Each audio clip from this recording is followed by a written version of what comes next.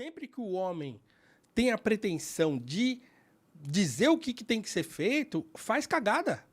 Pode crer, eu concordo plenamente. Esse é o troço que as pessoas têm que aprender. Por isso que a liberdade Todo sujeito que se arroga o direito de dizer para onde que a sociedade tem que ir, porque ele sabe e tal, cara, vai dar errado. O pastor evangélico que faz isso tá errado. Não é porque Deus me deu uma visão e tal. Cara, Deus não te deu visão, não. Cala a boca, velho.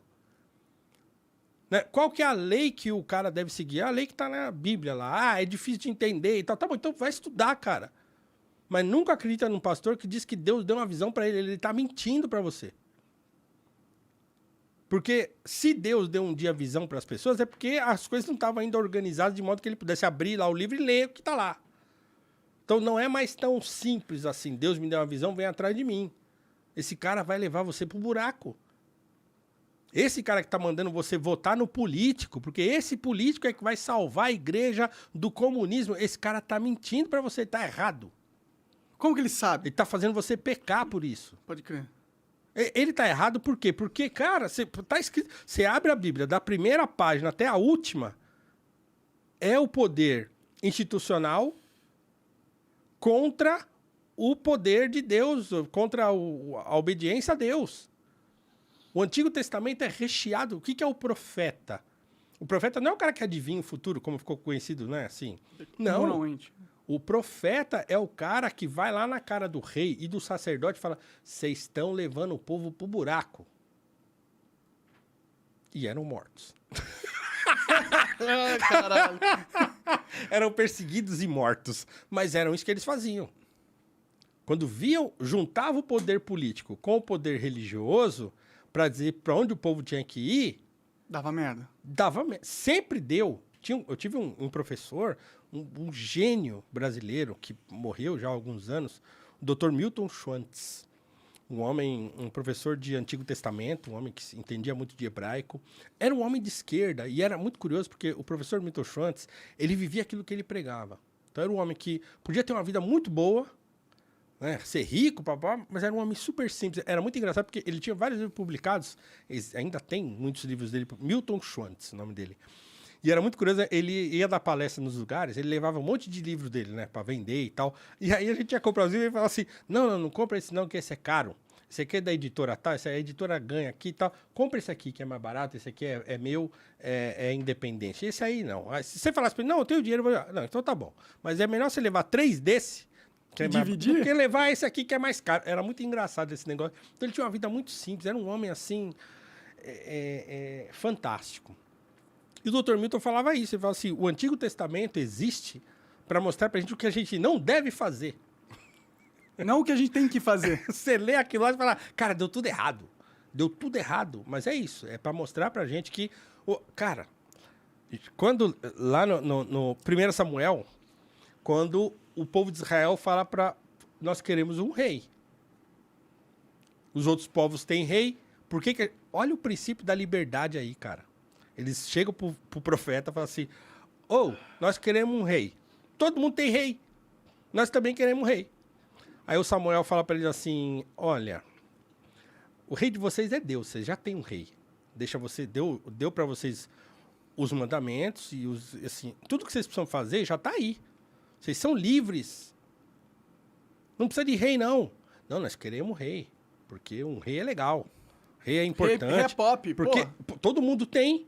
Se todo mundo tem, só a gente não tem, então tá errado. E aí, olha aqui, o que o Deus manda o Samuel falar pro povo quando o povo insiste, porque eles insistem. Eles falam: não, nós queremos um rei. Ele fala: não é melhor vocês desistir disso. Ele tenta fazer o povo desistir dessa parada, ele insiste, fala: isso eu acho que não vai ser bom e tal. Mas eles insistem: não, nós queremos um rei, porque todo mundo tem um rei. E olha só aqui, eu vou até pegar o texto, isso está no primeiro artigo que eu escrevi para a Gazeta do Povo, o artigo de estreia da minha coluna, em que o título é: A liberdade é um direito radical.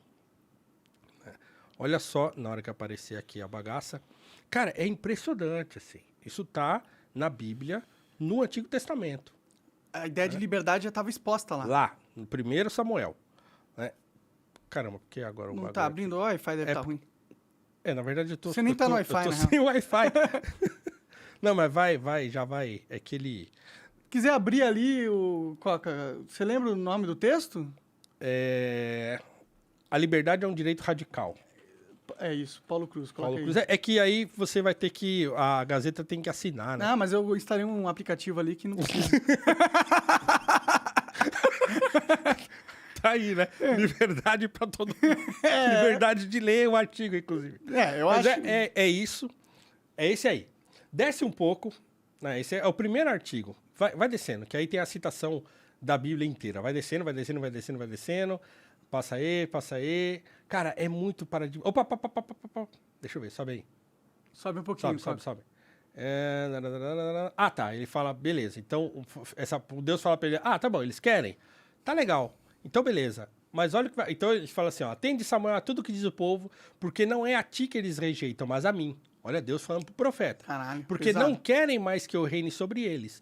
Tudo que tem feito comigo desde o dia em que os fiz subir do Egito até agora, abandonaram-me e seguiram outros deuses. Assim fizeram contigo. Portanto, atende ao que eles pleiteiam, mas solenemente lembra-lhes e explica-lhes o direito do rei que reinará sobre eles. E aí, olha só, vai descendo aí. Acho que tá... É ali, desce. Sobe. Sobe. Ali. É que não tem o texto todo, né? É melhor pegar a Bíblia. Pega lá, ó. 1 Samuel... Ali, ó. Coloca lá. Pega... Em vez de você pegar o artigo, pega o texto bíblico mesmo. Coloca aí, 1 Samuel 8. Eu vou olhar aqui, peraí, eu já jogo pra vocês. Isso, Tá, porque, boa. cara, é muito louco. Ele fala assim, ó, beleza, vocês querem um rei? Então eu vou dizer pra você o que o rei vai fazer.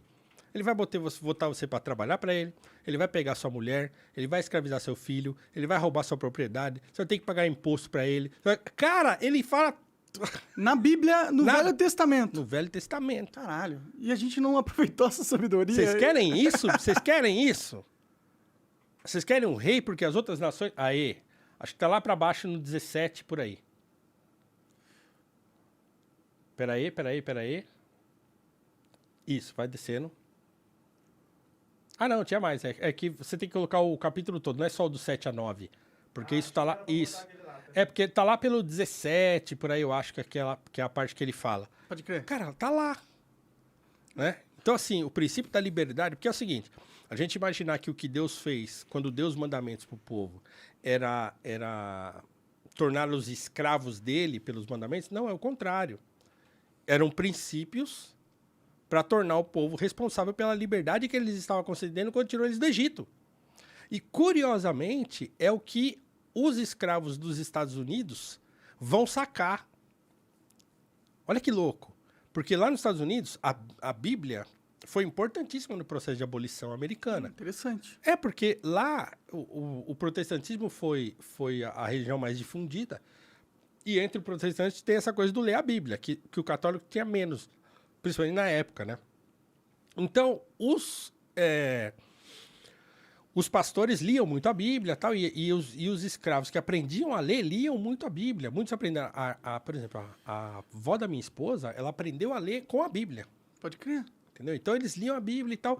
Então, eles enxergaram na libertação do povo de Israel do Egito a sua condição de escravos também. O povo de Israel foi escravo no Egito, agora nós somos escravos aqui nesse lugar. Então, se Deus libertou o povo do Egito, ele vai libertar a gente também. Então, esse imaginário da libertação do povo de Israel, ele virou um símbolo para a libertação dos negros americanos. Vai lá para o versículo 16, 17, por aí. Olha lá. Olha lá, vai para o 13, sobe mais. Olha lá, pronto, começa no 11 ali, ó. O rei que reinará sobre vocês reivindicará como seu direito o seguinte, olha que louco, ele tomará os filhos de vocês para servi-lo em seus carros de guerra e em sua cavalaria e para correr à frente dos seus carros de guerra. Colocará alguns como comandantes de 1000 e outros como comandantes de 50. Ele os fará arar a terra dele, fazer a colheita e fabricar armas de guerra e equipamentos para os seus carros de guerra. Tomará as filhas de vocês para serem perfumistas, cozinheiras e padeiras. Tomará de vocês o melhor das plantações, das vinhas e dos olivais e dará aos criados dele. Tomará 1/10 dos cereais e da colheita das uvas e o dará a seus oficiais e a seus criados. Também tomará de vocês para o seu uso particular os servos e as servas, e o melhor do gado e dos jumentos. E tomará de vocês 1/10 dos rebanhos, e vocês mesmos se tornarão escravos dele. Naquele dia, vocês clamarão por causa do rei que vocês mesmos escolheram, e o Senhor não os ouvirá. Todavia, o povo recusou-se a ouvir Samuel e disse, não, queremos ter um rei. Caralho, mano. Esse é muito tipo o Estado hoje em dia pra mim, mas tudo bem. Cara, é isso. É isso. Cara, isso é louco. Eu fico imaginando o quão foda eram os caras que viveram na época do Velho Testamento pra ter uma sabedoria que até hoje é muito real, muito Cara, assim, atual. tá tudo aí.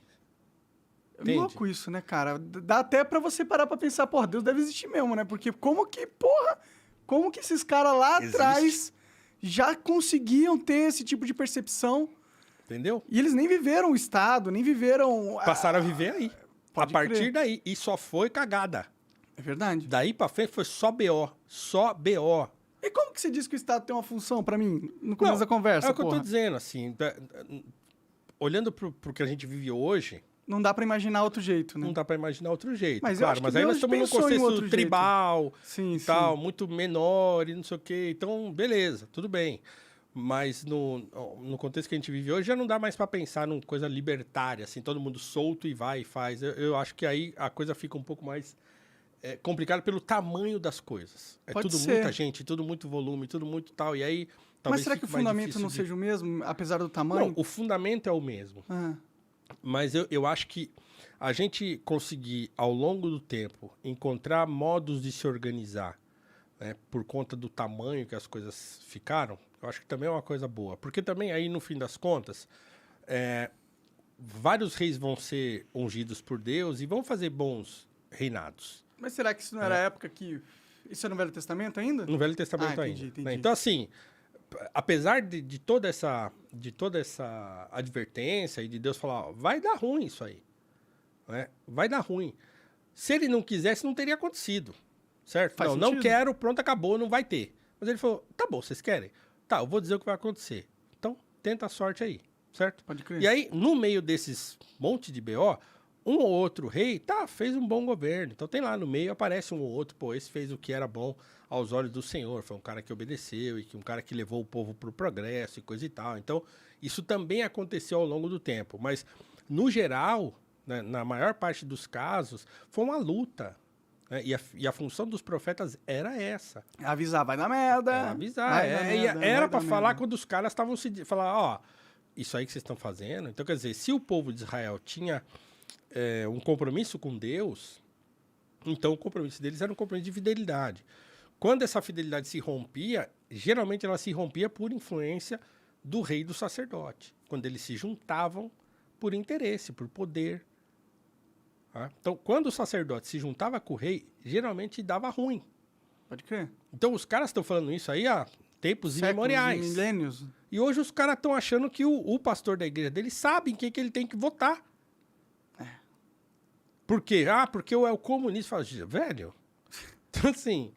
não, porque na época do PT a igreja era perseguida. Cara, a igreja ser perseguida é ótimo. Porque ela bota a cabeça no lugar e vai fazer aquilo que Deus mandou ela fazer. Cumprir a missão que a igreja tem na sociedade. Porque a igreja que tá assim, ó, vivendo na...